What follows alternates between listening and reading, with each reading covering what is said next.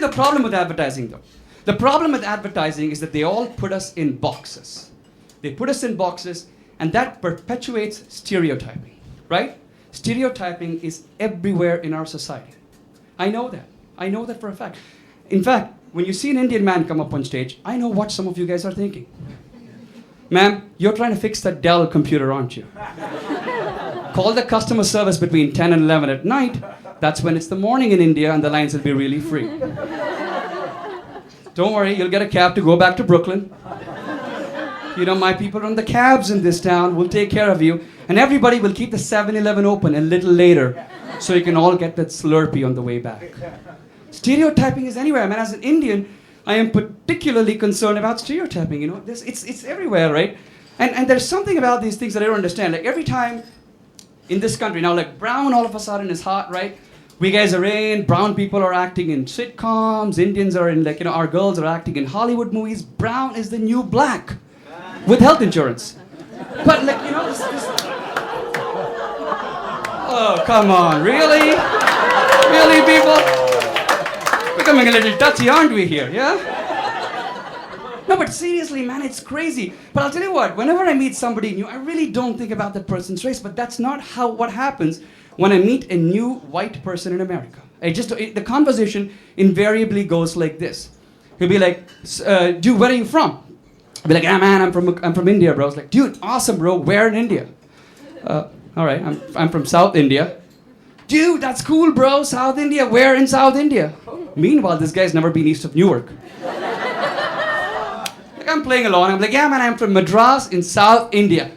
I've totally cornered him, right? Because he doesn't know where to go after this. Dude, that's awesome, bro. Madras in South India. Is it really hot out there? I'm like, son of a bitch, did you have to go all that way to come to that conclusion? Could you just look at me and come up to the conclusion already? Why do you need to try to connect at a deep locational level? I don't understand this. Like, man, where are you from? See, she's from Long Island, but I don't give a shit. What am I going to do with that data? I don't understand this stuff, man. It's crazy. Like the thing that's stuff, right? But like it's not like there is no racial baggage. I don't want to say like we live in a completely post-racial society. That's not true. There is still some racial baggage. And I'll tell you what, I am carrying some racial baggage too. I'm carrying racial baggage. Listen, I'm a single guy, and I live in New York City.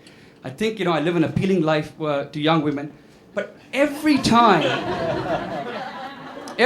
my mom and dad come and visit me and they leave, my house uniquely smells of Bengay and curry. My parents are my biggest cock blocks, bro. It's an amazing story. And the thing about this, like, to perpetuate these cheap stereotypes, my father, his entire thing in life, is to try to tell me how I'm spending too much money. Right? He'd be like, Mukund, you're spending too much money. So what he does is, whenever he comes to the States, he goes to these 99-cent stores and he buys knockoff products of the products that I buy regular price. So the other day he went to the 99-cent store and he was like, dude, look, I bought Colgate for 99 cents, where you paid $4.99 for Colgate. How am I supposed to compete with that, man? And my mother, she loves gambling. Every time she's here, she's like, take me to Atlantic City. Take me to Atlantic City. And I think, you know what? You guys are probably thinking, oh, this is high-flying Atlantic City, great weekend. No. Her entire budget for the weekend is $20. She has an amazing ability to smell a penny slot wherever it is. We'll go to Atlantic City. She's found the penny slot. The shifts have come. The waitresses have come and gone. But she's still playing the penny slots. And while they're at it, my mother and father are splitting the expenses. She's pulling the lever up and he's pulling it down. If you think about it, instead of American Indians worked really hard to build up the casinos, 2 Indian Americans are working very hard to bankrupt those things right now. Every year it happens, man.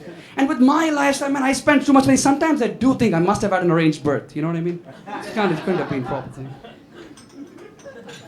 That was an in-brown joke. I think it kind of, you know, it's a cultural sensitive. That's okay, people. You'll get there. No, but I do feel lonely though. Like I don't want to, like, you know, like I live in the States and, you know, I'm very happy to be here. But sometimes I really feel lonely. I feel lonely being in America. So whenever I feel lonely, I call up the customer service center just to talk to somebody. Right, so the other day, right, I called up the customer service center and the guy on the phone went, thank you for calling AT&T, Mr. Ramachandran. My name is Andrew, how can I help you? And I was like, dude, Akash, it's your cousin Mukund, man. I just wanted to have a chat. What's going on here, bro? See, I think they have to make it very simple. In America, just say press 1 for English, 2 for Spanish, and press 3 if you're Indian and just want to talk to your cousin. Just make it easy for us. But sometimes the guys on the phone, they assume you know everything about technology because you're also Indian. It's Indians stereotyping other Indians, the most amazing thing. The guy on the phone is like, Mr. Ramachandran, that's very simple. All you need to do is change the network setting from GPS to Edge. Download this patchware, upgrade this firmware, and you'll be good to go in 15 minutes. I was, son of a bitch, if I knew that shit, why would I call you? Right? You can't assume this stuff, man. You don't stereotype me. No, it happens all the time. I'll get on a cab in the city, and the non-Indian taxi driver will assume that I know more about traffic patterns than he does. He'll be like, do you want me to go up on 6th Avenue or 8th Avenue? Take a left on 23rd Street or 34th Street? I'm like, dude, I'm the passenger. I pay you to make those decisions. I just happen to be Indian.